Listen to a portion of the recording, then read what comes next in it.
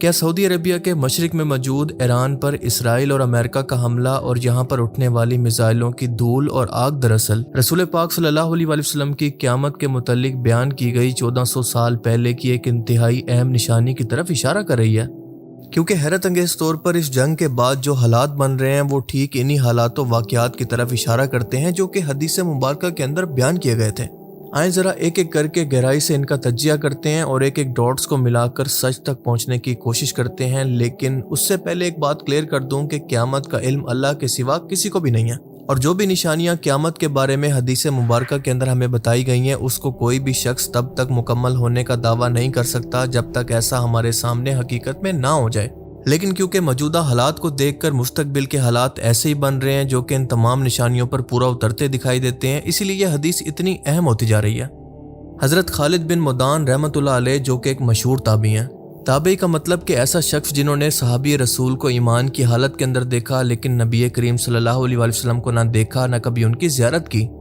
وہ فرماتے ہیں کہ رسول اللہ صلی اللہ علیہ وسلم کا فرمان ہے کہ اگر تم مشرق کی طرف سے آسمان کے اندر آگ کا ایک ستون یعنی پلر دیکھو اور وہ بھی رمضان کے مہینے میں، تو جتنا ہو سکے اتنا کھانا تیار کر لو، یعنی ذخیرہ کر لو، جمع کر لو، کیونکہ یہ قحط کا سال ہوگا۔ یعنی اس میں الفاظ نبی کریم صلی اللہ علیہ وسلم کی طرف منسوب ہیں اور یہ مجمع الاوسط حدیث نمبر 371 کے اندر موجود ہے۔ علامہ مناوی رحمۃ اللہ علیہ نے اس حدیث کے لیے بہت ہی سپورٹنگ ٹیکسٹ کا ذکر کیا ہے، جبکہ علامہ عزیزی نے اس کو حسن قرار دیا ہے۔ فیض القدیر حدیث نمبر 645 اور سراج المنیر کے اندر یہ بات واضح طور پر لکھی ہے، یعنی یہ کسی من گڑت موضوع حدیث کی کیٹیگری میں نہیں آتی۔ اب ذرا اس حدیث کے ایک ایک لفظ پر غور کریں کہ رمضان کے مہینے کے اندر جنگ کی شروعات اور سعودی عربیہ کے مشرق کے اندر جو کہ ایران ہے، اس کے بعد ایران پر فضائی بمباری کے بعد پیدا ہونے والے آگ کے بادل یا آگ کے پلرز اور اس کے بعد پیدا ہونے والا فوڈ سپلائی کا شارٹیج، اور وہ بھی قحط کی صورت میں 1 سال کے لیے، اور پھر کم از کم 1 مہینے کا کھانا سٹور کرنے کی نصیحت۔ آج بھی اگر آپ سعودی عربیہ کا میپ دیکھیں تو ایگزیکٹ ایران اس کے مشرق کے اندر ہے، اور یہ جنگ آپ جانتے ہیں کہ ایگزیکٹ رمضان کے مہینے میں شروع ہوئی۔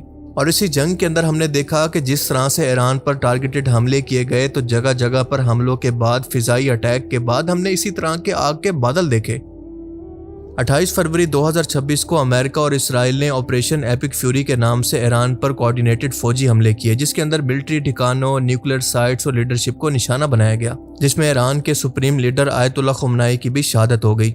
اور اس کے بعد ایران نے جوابی طور پر IRGC کے ذریعے اسٹریٹ آف ہرمز سے گزرنے والے تمام بحری جہازوں پر گزرنے پر پابندی لگا دی، اور 5 مارچ کو IRGC نے اعلان کیا کہ اسٹریٹ آف ہرمز صرف امریکہ، اسرائیل اور ان کے مغربی اتحادیوں کے جہازوں کے لیے بند رہے گا، جبکہ باقی سب کو ایک ایک کر کے گزرنے کی اجازت دی جا رہی ہے، لیکن کچھ شرطوں کے ساتھ۔ مثال کے طور پر اگر چائنیز کرنسی یوان کے اندر یا پھر ایرانین ریال کے اندر یہ تیل خریدا جائے تو یہ تب بھی اسٹریٹ آف ہرمز سے گزر سکتا ہے۔ اس کے علاوہ ہمارے سپورٹرز اور اتحادی بھی جو کہ جنگ کے اندر ہمارے ساتھ رہے، ان کے جہاز بھی یہاں سے گزر سکتے ہیں، بس امریکہ اور اسرائیل کا کوئی اتحادی یہاں سے نہیں گزر سکتا۔ اور اسی وجہ سے ہم نے دیکھا کہ اسٹریٹ آف ہرمز کی شپنگ کے اندر 70% سے زیادہ کمی آ چکی ہے، اور آئل کی پرائسز $100 پر بیرل کو کراس کر چکی ہیں، جس کی وجہ سے دنیا میں شدید انفلیشن اور گلوبل ریسیشن کا خطرہ ہر دن بڑھتا جا رہا ہے۔ اور اب آتا ہے انتہائی اہم پارٹ اس حدیث کا جو کہ چونکا دینے والا ہے، جس پر کوئی بات نہیں کر رہا، یعنی 1 سال کا قحط اور کھانا سٹور کرنے کی نصیحت۔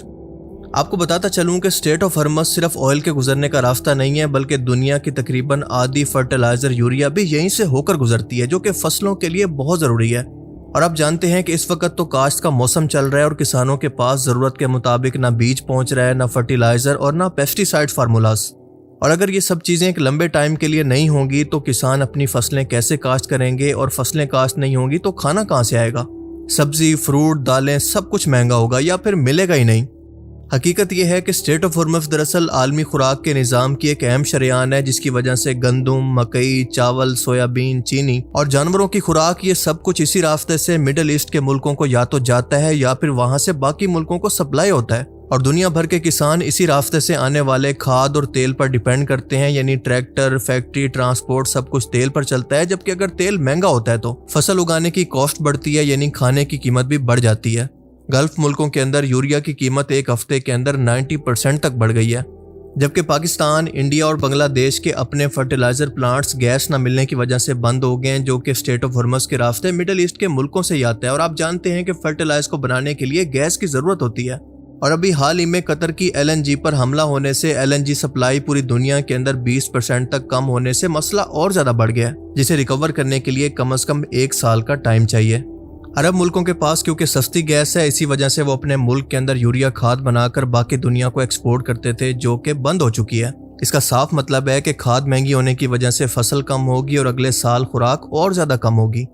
اور اگر کراپس کے علاوہ صرف کھانے کی بات کریں تو بحرین، کویت، قطر، UAE اور سعودی عربیہ اور عراق کا 70% تک کھانا اسٹیٹ آف ہرمز سے ہی آتا ہے، کیونکہ یہاں کی زمین ایگریکلچر کے لیے موزوں نہیں ہے اور ان سب ملکوں کی آبادی 100 ملین سے بھی زیادہ ہے۔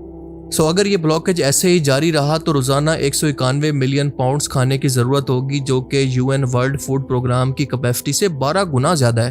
اور اسی جنگ کی وجہ سے خود ایران کے اندر کھانے کی قیمتوں کے اندر 40% تک اضافہ ہو چکا ہے۔ چاول 7% مہنگا، دال اور تیل 3 گنا مہنگا ہو چکا ہے، جبکہ ساؤتھ ایشیا کے اندر سب سے پہلے اس کا امپیکٹ پاکستان پر پڑ رہا ہے۔ فیول اور گروسری پرائسز تیزی سے بڑھ رہی ہیں، جبکہ پیٹرول پمپس پر لمبی لمبی لائنیں لگی ہوئی ہیں۔ حکومت نے ہفتے کے اندر 4 دن کام اور سکول بند کرنے جیسے سٹیپس لیے ہیں، لیکن کوئی فائدہ نہیں ہو رہا۔ اور اگر انڈیا کی بات کریں تو گلف کنٹریز کی طرف سے گیس نہ ملنے کی وجہ سے 40% تک یہاں پر یوریا کی پیداوار کم ہو چکی ہے، اور بنگلہ دیش کی فیکٹریز تو گیس نہ ملنے کی وجہ سے تقریباً بند ہو چکی ہیں۔ آسٹریلیا، انڈونیشیا اور یورپ ہر جگہ پر یا تو گیس کی سپلائی نہ پہنچنے کی وجہ سے یا پھر یوریا کی ایکسپورٹ رکنے کی وجہ سے اس کی تعداد کم ہوتی جا رہی ہے۔ اور آپ کو بتاتا چلوں کہ یوریا فرٹیلائزر دنیا میں سب سے زیادہ استعمال ہونے والی کھاد ہے، اور اس کی طاقت اس کے اندر موجود نائٹروجن ہے، جس کی وجہ سے پودے کی پتیاں بنتی ہیں۔ پودا سرسبز اور صحت مند رہتا ہے، اور اس کے علاوہ پودے کی گروتھ بہت تیز ہوتی ہے۔ اور اگر یہ نائٹروجن نہ ہو تو پتے پیلے ہو جاتے ہیں، پودا کمزور رہتا ہے اور پیداوار انتہائی کم ہو جاتی ہے۔ یعنی یوریا کھاد ان کی اصل گروتھ کو تیز کرتا ہے، پودوں کو جلدی بڑا کرتا ہے، خاص طور پر گندم، چاول، مکئی کے اندر یہ بہت ہی فائدہ مند ہے۔ اسی کی وجہ سے پودوں کے اندر زیادہ کلوروفل بنتا ہے، یعنی پودا زیادہ دھوپ استعمال کر کے خوراک بناتا ہے اور اس کی بڑھوتری تیز ہوتی ہے، اور اسی وجہ سے کسان کو زیادہ منافع ملنے کے ساتھ ساتھ فوڈ سپلائی بھی بڑھتی ہے۔ پر اب اس کا بالکل الٹ ہونے جا رہا ہے۔ صرف 2 ہفتوں کے اندر عالمی مارکیٹ کے اندر یوریا کی قیمت $465 سے بڑھ کر $585 پر میٹرک ٹن تک پہنچ چکی ہے، یعنی تقریباً 26% کا اضافہ۔ جبکہ امریکہ کی بات کریں تو صرف دسمبر 2025 سے لے کر مارچ 2026 تک اس کے اندر 77% تک اضافہ ہو چکا ہے، اور اس کا نتیجہ کہ دنیا بھر کے اندر مہنگائی ہو رہی ہے اور خوراک کی کمی آہستہ آہستہ سر اٹھا رہی ہے، اور زہریلے پیکٹ فوڈ کا استعمال آہستہ آہستہ بڑھتا جا رہا ہے، جس کو کنٹرول کرنا بہت آسان ہے۔ خاص طور پر ساؤتھ ایشیا کا مسئلہ بہت ہی سنگین ہوتا جا رہا ہے، جو کہ زیادہ تر ایگریکلچر پر ہی ڈیپینڈ کرتے ہیں۔ ماہرین کے مطابق صرف 1 مہینے کے اندر یہ فوڈ سپلائی چین ٹوٹنے سے پورے 1 سال کا قحط پیدا ہو جائے گا۔ جی ہاں، ایگزیکٹ 1 سال کا، بالکل وہی ایگزیکٹ ٹائم جو کہ حدیث مبارکہ کے اندر بیان کیا گیا ہے۔ دیکھیں، ایک بات یاد رکھیں کہ قیامت کی نشانیاں ایمبیگوس ہوتی ہیں، اور صرف اللہ تعالیٰ کو ان کے درست وقت کا معلوم ہوتا ہے، اور یہ بھی ہو سکتا ہے کہ اس سے ملتا جلتا اسی طرح کا ٹائم ہمیں مستقبل میں دیکھنے کو مل جائے، اور یہ بھی پاسبل ہے کہ یہ ایگزیکٹ دراصل وہی ٹائم ہے۔ واللہ عالم، کیونکہ ہم میں سے کوئی بھی وحی کی تائید کے بغیر یہ کنفرم نہیں کر سکتا، اور وہی صرف پیغمبروں کو ہی آتی ہے۔ پر آج کے ٹائم کے اندر اس حدیث کو بیان کرنے کا مقصد یہ ہے کہ ان حدیث سے سبق لینا چاہیے کہ ہمیں اندازہ ہو جائے کہ ہم کس زمانے کے اندر جی رہے ہیں، اور ہم اسی زمانے کو دیکھ کر آخری وقت کی تیاری کریں۔ اور سب سے بڑی عقل مندی یہ ہے کہ جو احتیاطیں اس حدیث کے اندر بیان کی گئی ہیں اس کے مطابق اگر حیثیت ہو تو گندم، چاول، دال، تیل کا 3 سے 6 ماہ کا ذخیرہ کر لیں، کیونکہ آنے والے کچھ مہینوں کے اندر مہنگائی مزید بڑھ سکتی ہے، تقریباً 1 سال تک، اور اسی کے ساتھ ساتھ گیس اور بجلی کے مسئلے بھی بڑھ سکتے ہیں۔ یعنی اس کے مطابق آپ کو اپنی فائنینشیل پلاننگ کو سٹرونگ کرنا ہے، اور تبھی جا کر آپ اس بحران سے بچ سکتے ہیں۔ اللہ تعالی ہمیں سمجھنے کی اور نیک عمل کرنے کی توفیق عطا فرمائے، آمین۔